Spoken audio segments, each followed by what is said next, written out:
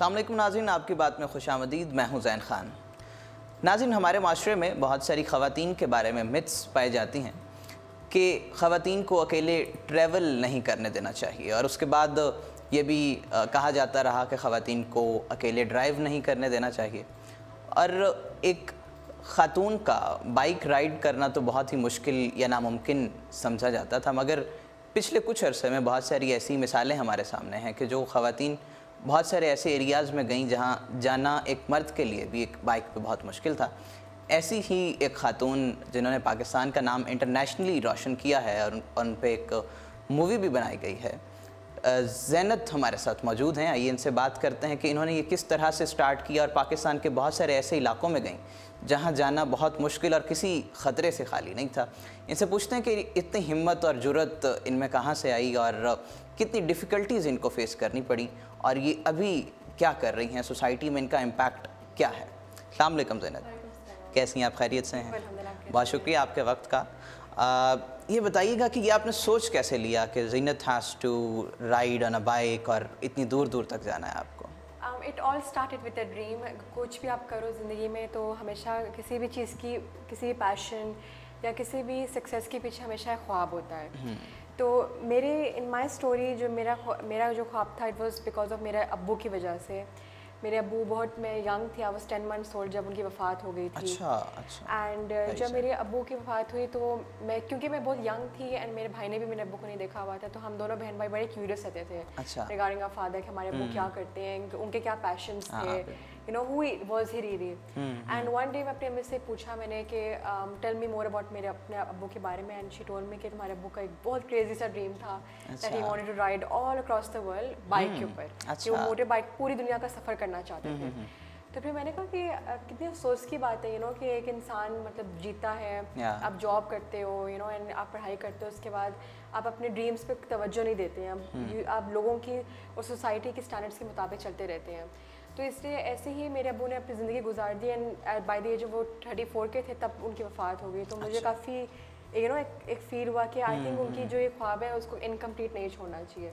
तो तब से मैं और मेरे भाई ने फिर यू नो एक आइडिया बनाया कि क्यों ना हम ये सब करें, कि मैं करूँ अपनी वालिद का ख्वाब पूरा करूँ कि बड़ी यू नो बेटी होने के लिहाज से एवरीथिंग। तो इसलिए फिर वहाँ से स्टार्ट हुआ, and then since then everything is gone roller coaster, you know, एक ट्रिप के बाद दूसरा एंड एवरीथिंग। तो यहाँ से स्टार्ट हुआ था। तो क्या आपकी एज थी जब आपने पहली दफ़ा बाइक चलाई या बाइक पे बैठी? कितना डर लगा? क्या एज थी?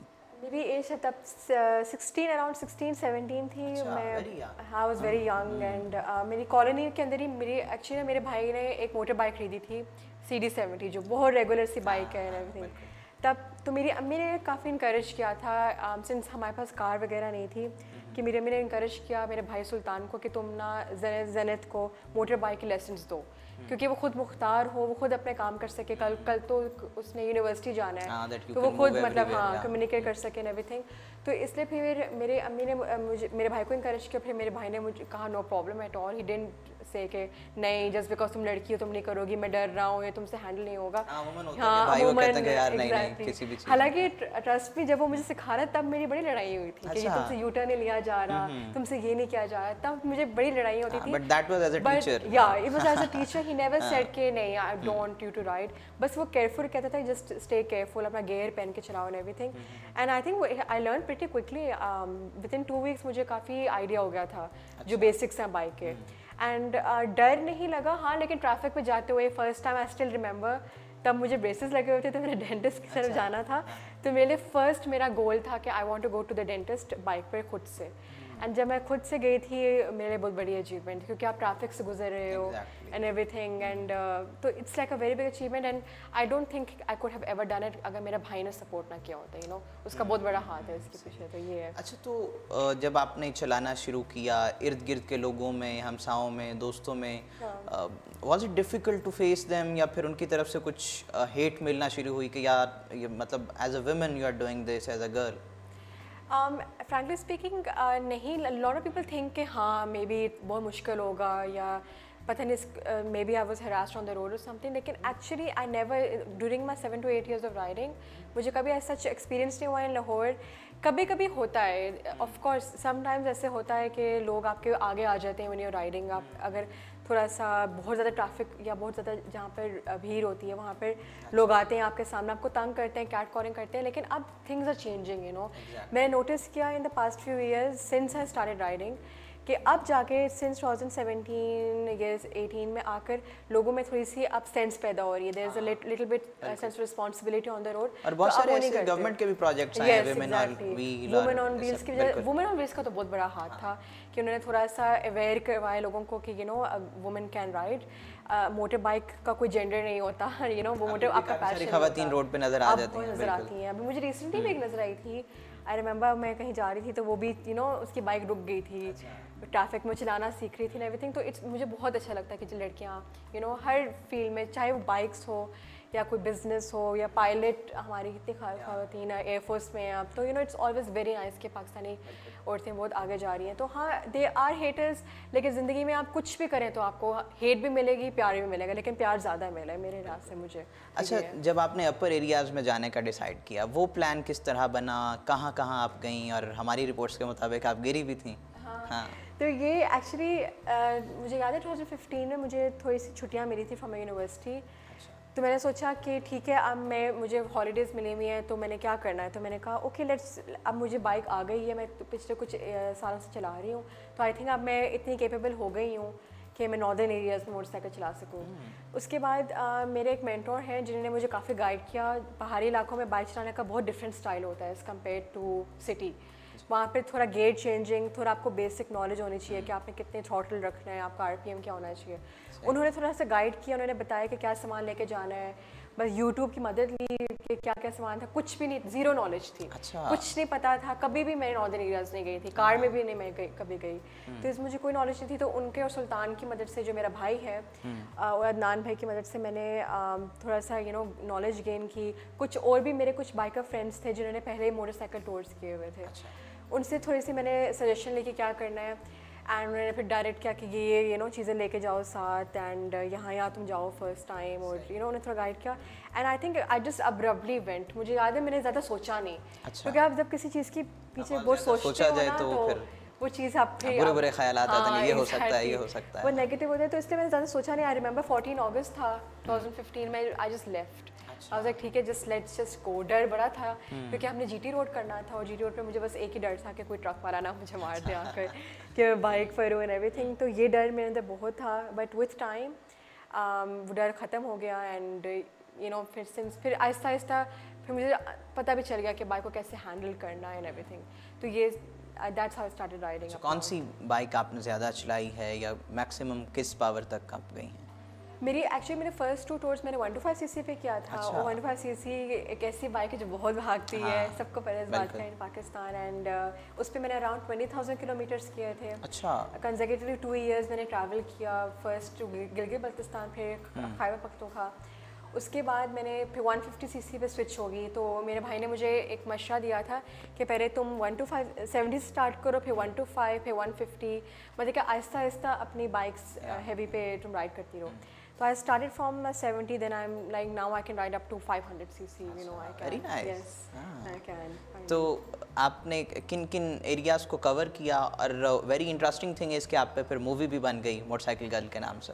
हाँ, मोटरसाइकिल तो मैंने फर्स्ट टूर जो था 2015 में मैंने गिलगित बल्तिस्तान का किया था। और उसमें the like biggest achievement was like कि मैंने खुंजराब पास तक चलाया, जो पाकिस्तान और चाइना का जो बॉर्डर है, खुंजराब पास, वहाँ तक मैंने मोटरसाइकिल चलाई थी। एंड उसके बाद मैंने एक फ़ोटो ब्लॉग बनाया था on my Facebook, Zannat Irfan one girl 2 wheels के नाम से। उस पर मैंने कहानियाँ बताई कि यू नो मैं गिलगित बल्तिस्तान की मैंने ये देखा, क्योंकि वहाँ जाने से पहले मेरे दिमाग में एक आइडिया था कि पहाड़ी इलाके के लोग ना पढ़े लिखे नहीं होते, और उनके जॉब्स नहीं होते। I had a very I would say I was like not educated enough, I guess, to understand, या मैं अवेयर नहीं थी कि वहाँ पर मुझे गिलगित बल्तिस्तान का आइडिया नहीं था। जब मैं फर्स्ट टाइम गई थी तो मैंने देखा था कि वहाँ पर तो बहुत ज़्यादा इक्वालिटी है, 97% तो वहाँ का लिटरेसी रेट है। And there are lot of women who are working in different fields. तो मेरे लिए बहुत बड़ा शौक था, एज अ पाकिस्तानी कल्चर शौक था। मैंने वो सारी जो एज अ पाकिस्तानी मुझे जो कल्चर शौक मिला था उसके ऊपर मैंने फ़ोटो ब्लॉग में लिखा, लोगों को बताया। दुनिया भर से लोगों ने कहा कि फ़र्स्ट ऑफ ऑल तो हम इमेजिन नहीं कर सकते थे कि एक पाकिस्तानी लड़की कर सकती, क्योंकि हमारे जो अमेरिकन हैं और जो बाहर के लोग हैं वो कह रहे थे हमारे जहन में तो एक लड़की वो है पाकिस्तानी जो जिसको घर में मारा जाता है, या वो बुरके में होती है, या वो ऑप्रेस्ड है, या वो कुछ कर नहीं सकती।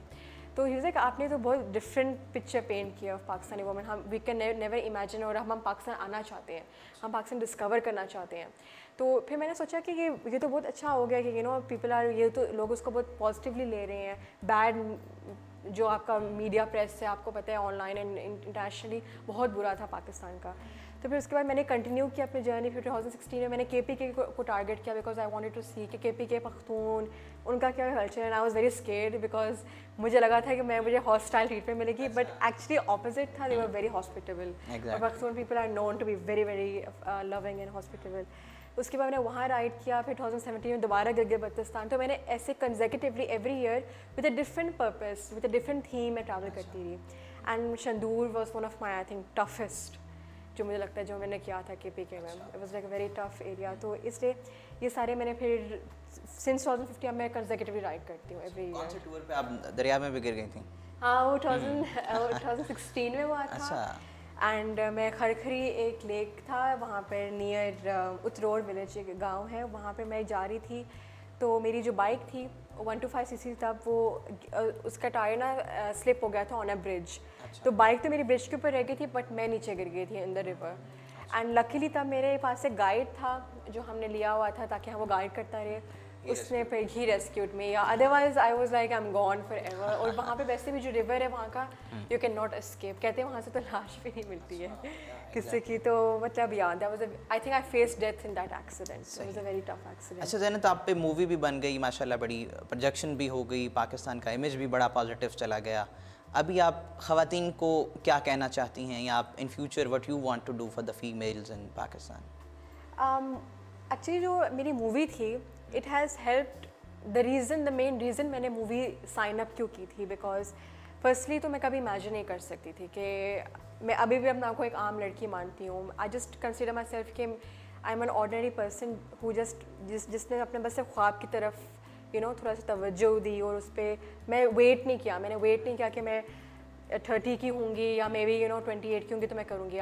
मैं 20 की थी, I just want to do it now because time doesn't wait. Yeah I just went for it and I just didn't, मैंने वेट ऑन नहीं किया on this.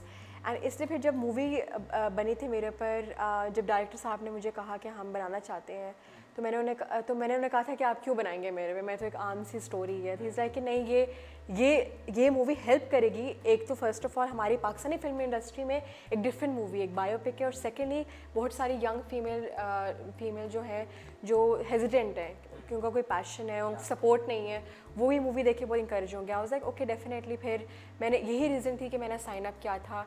And the movie was critically acclaimed, although not it wasn't a hit, लेकिन बहुत उसको critically praise किया गया था critics and everything. And basic movie का भी जो मैसेज था और जो मेरा भी, मैं जो बार बार प्रीच करती हूँ, और मैं मोटिवेशन स्पीकिंग भी करती हूँ इन डिफरेंट यूनिवर्सिटीज़, और मेरे बस एक ही एम होता है कि जो आपका पैशन है और जो आपका ख्वाब है, दे डोंट सी कि आप लड़के हो या लड़की है। वो ये चीज़ें नहीं देखते कि क्या है। Your genders, your passion is not dictated by your gender, your passions. तो आप प्लीज़ अपने परस्यू करें वट एवर यू नो, क्योंकि आपका जो भी ख्वाब है आप उसको परस्यू करें। बिकॉज जब आप 70 के हो जाएंगे, आपने जितनी मर्जी दौलत कमा ली, जितना मर्जी आपने बिजनेस एम्पायर खड़ा कर लिया, जो भी आपका ड्रीम है आपने कर लिया, अगर आपने ड्रीम नहीं किया, सॉरी फाइम to take back my words, आपने ड्रीम नहीं किया, तो when you are lying on the death bed you will say कि मैंने किया ही क्या था, मैंने सिर्फ मेरी अम्मी ने मुझे कहा कि मैं ये करना चाहता हूँ, आप करें, वो भी करें, लेकिन जो आप क्या चाहते हैं दिल से वो करें। और ये ना सोचें कि जस्ट बिकॉज मैं लड़की हूँ मैं ये नहीं कर सकती। Women can do everything, they are excelling in every field. तो यार ये मेरा मैसेज होता है। Thank you so much, thank you so much. नाज़रीन, हमारे साथ मौजूद थी ज़ैनत इरफान, जिन पे मूवी बनी, और इनका कहना ये है कि जो भी आप करना चाहते हैं, regardless of your gender, regardless of your background, वो कुछ भी हो सकता है, लेकिन अगर आप उसके लिए मुतज़लज़ल नहीं होते तो आप कुछ भी कर सकते हैं। ऐसी ख़वातीन जिनकी बहुत सारी ख्वाहिशात हैं, वो प्रोफेशनली बहुत कुछ करना चाहती हैं, एडवेंचरस बहुत कुछ करना चाहती हैं। तो ज़ीनत इरफ़ान उनके लिए एक मिसाल हैं और पूरी दुनिया में इनको फॉलो करके बहुत कुछ किया जा सकता है। ये था आज का शो। अपना और अपनों का बहुत सारा ख्याल रखिएगा। आपसे मुलाकात होगी अगले प्रोग्राम में। अल्लाह हाफ़िज़ नासिर।